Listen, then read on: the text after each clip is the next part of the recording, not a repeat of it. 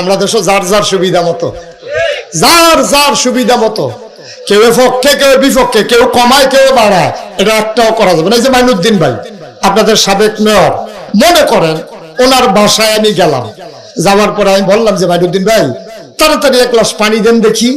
তো উনি গেছে পানি আনতো। উনি যখন পানি ডালতে আছে গ্লাসও, ওনার ওয়াইফ, কি ওয়াইফ, ওনার ওয়াইফে জিজ্ঞাসা পানি নেন কার লাগিয়া?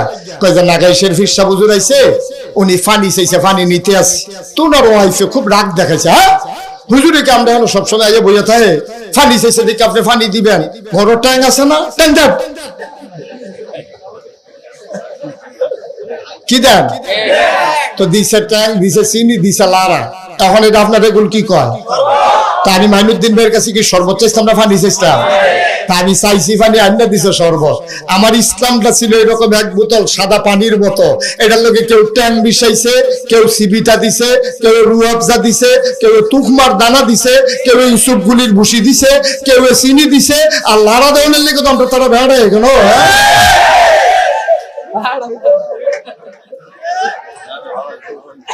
হগলে মিল্লা দিছে লারা। এখন ইসলাম সাদা পানির মতো আর নাই, ইসলাম এখন শরবত হইছে, ঠিক কিনা কও? যার যার মন মতো ইসলাম। এখন এই মন মতো ইসলাম দিয়া জান্নাতি হওয়া যাবে। ওই যে কইসলাম জান্নাতের দরজা দিয়া দেন, গোডেনকে ভিতরে ফেলে গিয়ে দরজাত নাম কম্মাল, আপনি মাইক রাস্তাতে তো শরবত বানাই লিছে।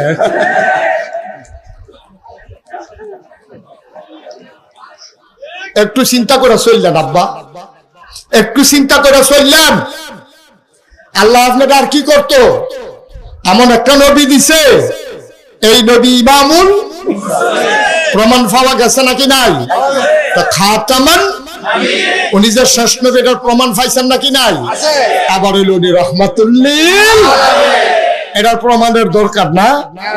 আমার আল্লাহ রাব্বুল আলামিন কোরআনুল কারীমের মানুষদেরকে ডাক দেয়া কয় নবীরে চেনো নাকি?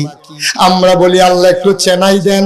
আল্লাহ ডাক দেয়া কয় ওয়ামা আরসালনাকা ইল্লা রাহমাতাল লিল আলামিন। এমন একটা মজার আয়াত কোরআন শরীফের ভিতরে, 3 আয়াত।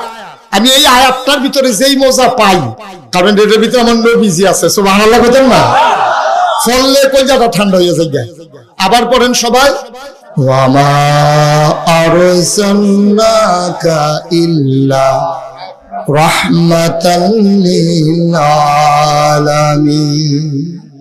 এই নবী হইলেন রহমত। আমি বলছিলাম বিধান দিয়েছেন আল্লাহ, আর বাস্তবায়ন করিয়ে দেখিয়েছেন আমার নবীজি। আরো সহজ করে বলি, আল্লাহ কয় আকিমুস সালাহ, তোমরা নামাজ কায়েম করো। সুবহানাল্লাহ বলেন না? নামাজ।